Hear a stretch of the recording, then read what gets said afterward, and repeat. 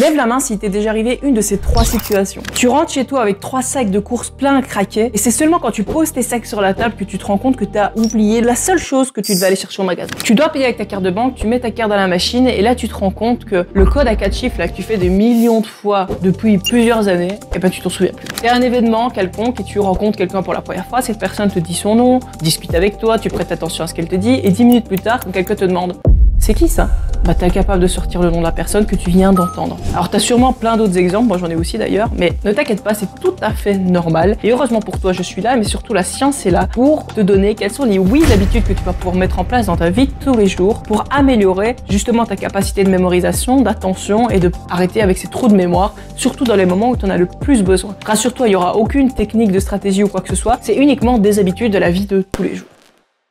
Salut à toi si tu ne me connais pas encore et si c'est la première fois que tu es là, je m'appelle Céline Delucas, je suis maître de mémoire et championne de Belgique de mémorisation. L'objectif de cette chaîne, c'est de te prouver que tu as des capacités cérébrales bien plus supérieures que ce que tu crois. Il te suffit juste d'avoir les bons conseils et les bonnes stratégies à mettre en place. Pour ça, abonne-toi à la chaîne si ça t'intéresse et si tu as envie de les connaître, parce que je m'assure vraiment que chaque vidéo qui sort, ce soit que de la qualité. Alors tu me connais déjà peut-être un peu maintenant, mais moi je fais la chasse aux mythes et surtout les mythes sur la mémoire, concentration, etc. Et ici, on va aller même encore plus loin puisque j'ai été chercher 8 études scientifiques qui décrivent 8 habitudes à mettre en place, prouvées par la science du coup, pour améliorer ta mémoire. Alors ces études, on va les passer une par une, mais t'inquiète pas, on va aller très vite, on va aller droit au but avec. Le but, c'est de te dire ce qui s'est passé et le résultat. Et chacune de ces études, tu retrouveras le lien du papier scientifique en question dans la description pour que tu puisses approfondir le sujet si ça t'intéresse. Première étude qui a été menée, on va au Michigan avec des chercheurs qui se sont penchés sur le type de lumière et l'effet que ça pouvait avoir sur le cerveau. Pour ça, ils ont pris des rats et ils ont étudié leur petit cerveau. En gros, les rats, ils ont divisé en 2 groupes. Premier groupe, ils passaient 4 semaines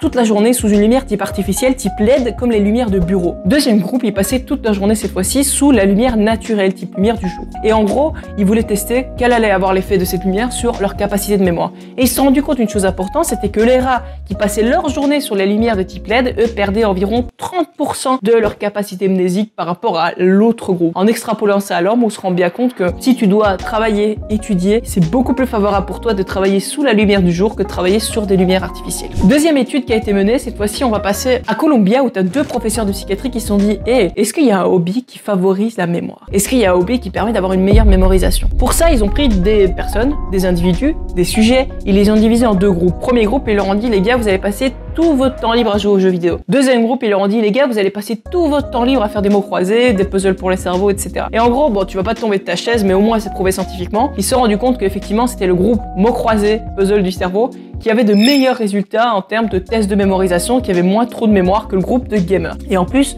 ils se sont rendus compte que le groupe de gamers en question, eh bien, pendant la durée de l'étude, ils avaient une diminution du volume de leur hippocampe. L'hippocampe, c'est une petite région au centre de ton cerveau qui joue un rôle primordial dans la mémorisation et dans l'apprentissage. Troisième étude, ils se sont penchés cette fois-ci sur le type de régime sur le cerveau. Donc en gros, on est à Londres et t'as des mecs qui décident de travailler sur des petites souris. Ce qu'ils font, c'est que ces petites souris-là, ils les divisent en 3 groupes. Premier groupe, t'as des souris qui mangent ce qu'elles veulent quand elles veulent. Deuxième groupe, les souris sont sous jeûne intermittent, c'est-à-dire elles passent une partie de leur journée à jeûner, l'autre partie à manger. Et troisième groupe, elles sont sous un régime hypocalorique, donc c'est le régime classique où on mange des choses qui sont moins caloriques. Et là, ils ont observé que les souris qui présentaient les meilleurs résultats au bout de l'étude en termes de capacité de mémorisation à court et long terme étaient les souris sous jeûne intermittent. Et donc il est fort à parier que le jeûne intermittent va vraiment avoir des effets bénéfiques sur le cerveau. Et ça c'est décrit dans un TED Talk à 13 millions de vues que je vous recommande vraiment de voir sur comment faire grandir et en tout cas comment créer de nouveaux neurones à l'âge adulte, dont le lien est dans la description. Toujours à Londres, il y a des mecs qui se sont penchés sur le fait de marcher à reculons et les effets sur la mémoire. Alors je sais pas exactement d'où ça leur est venu. Est-ce que ça leur est venu du fait que la même chose qu'on me disait moi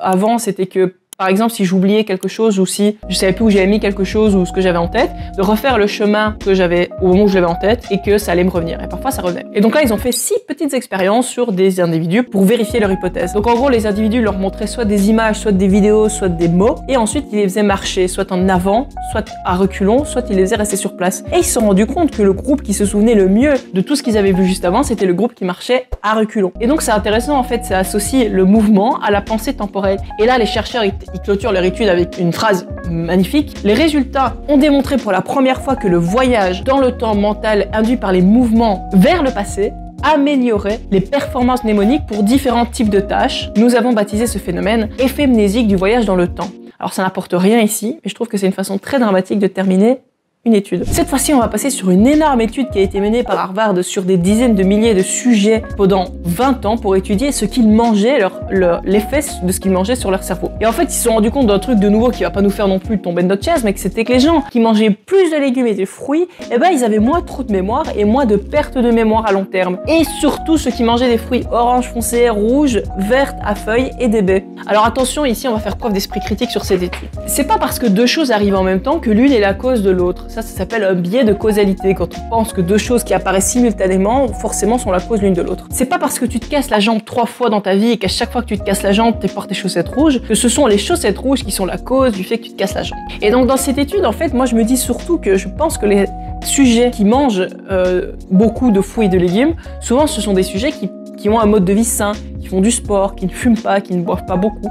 Et je pense en fait que c'est surtout leur mode de vie global qui va apporter des résultats positifs à leur mémoire et à leur capacité de mémorisation. Attention, ce que tu manges a un effet vraiment primordial sur ta mémoire et ta concentration. Moi-même, je le teste sur moi et je vois vraiment que ça a un impact vraiment important. Cette fois-ci, on va passer en Illinois où des chercheurs, ils ont repensé à l'étude dont on a parlé un peu avant sur les jeux vidéo et sur les mots croisés. Ils se sont dit, ouais, ok, mais est-ce qu'il n'y a pas un hobby un peu plus fun que les mots croisés et qui aura un effet encore plus bénéfique sur la mémoire? Donc cette fois-ci, ils ont repris de nouveaux sujets. Ils ont divisé en deux. Premier groupe, ils leur ont dit, les gars, vous allez passer votre temps libre à faire des mots croisés comme la première étude. Et le deuxième groupe, on va vous donner une tablette. Vous allez sélectionner des livres que vous voulez lire. Donc en gros, devaient faire une liste de livres qu'ils avaient vraiment envie de lire et ils leur foutaient sur leur iPad et ils leur donnaient, ils disaient ok bon bah vous allez passer tout votre temps libre à lire ces bouquins. Et la surprise générale, ils se sont rendus compte que les mots croisés ils avaient été détrônés par les livres et que ceux qui lisaient des livres par plaisir et qu'ils avaient envie de lire, et ben eux avaient de meilleurs résultats aux tests de mémorisation et de capacité cérébrale que ceux qui lisaient des mots croisés. Mais là, attention, composante importante, c'est le plaisir de lire. Mais de ne pas lire quelque chose parce qu'on se sent obligé, mais vraiment parce qu'on est stimulé, qu'on a envie de le faire. Septième habitude, c'est lié au sommeil. Alors quand j'étais étudiante, moi je détestais qu'on me dise ah ouais non mais il faut dormir 8 heures par jour, hein, sinon laisse tomber, tu vas rien retenir de ce que tu as étudié. Parce que pour moi dormir c'était comme une perte de temps. En gros ce temps-là j'en avais besoin, donc tard le soir ou très tôt le matin, j'avais besoin de ce temps pour absorber des informations, pour étudier, j'avais trop de matière, etc. Et pourtant j'étais complètement à côté de la plaque parce que je peux dire que là on parle d'une étude qui a résumé des dizaines d'années d'études sur le manque de sommeil et elles sont toutes unanimes. Le manque de sommeil provoque des troubles de mémoire à court terme, à long terme, des troubles de la vigilance, mais également quand tu commences par manquer de sommeil de façon plus ou moins chronique, tu te rends plus compte que tu as des problèmes de mémoire à cause du manque de sommeil, tu perds l'objectivité. Et le problème c'est que quand tu te rends plus compte que tu as un problème, eh bien tu peux pas régler ce problème. En plus, les gens qui manquent de sommeil, eh ben même si tu leur fais passer 2-3 nuits de repos complet, malheureusement les effets délétères du manque de sommeil, ils se poursuivent dans le temps. Donc la seule façon de régler le souci du manque de sommeil, c'est d'avoir un sommeil régulier. Et enfin, dernière habitude, on passe de nouveau sur les hobbies, puisque là, on parle des hobbies de détail.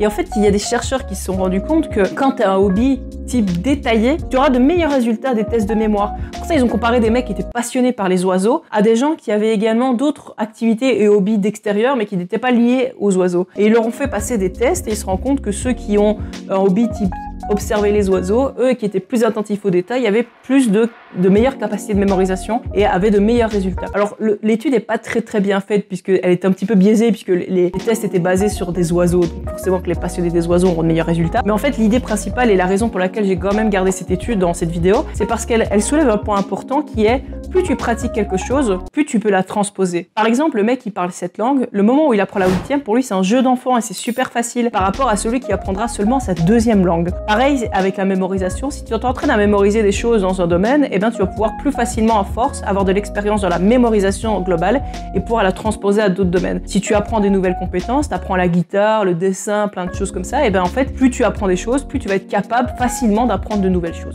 C'est tout pour cette vidéo, j'espère que le sujet t'a plu. N'oublie pas, toutes les études sont mentionnées dans la description. En tout cas, si le sujet t'a plu, n'oublie pas de laisser un j'aime à cette vidéo. Et si le sujet t'a plu et que t'es pas encore abonné, n'oublie pas de t'abonner également à la chaîne, parce que si le sujet t'a plu et que t'es toujours là sur les vidéos, t'as tout intérêt à rester abonné sur cette chaîne. En tout cas, moi j'ai pris beaucoup de plaisir à faire des recherches, à lire ces études et à préparer cette vidéo. J'espère que t'as pris autant de plaisir à la regarder. En tout cas, je te remercie d'être resté jusqu'ici. On se retrouve très vite pour une prochaine vidéo et je te souhaite une excellente journée.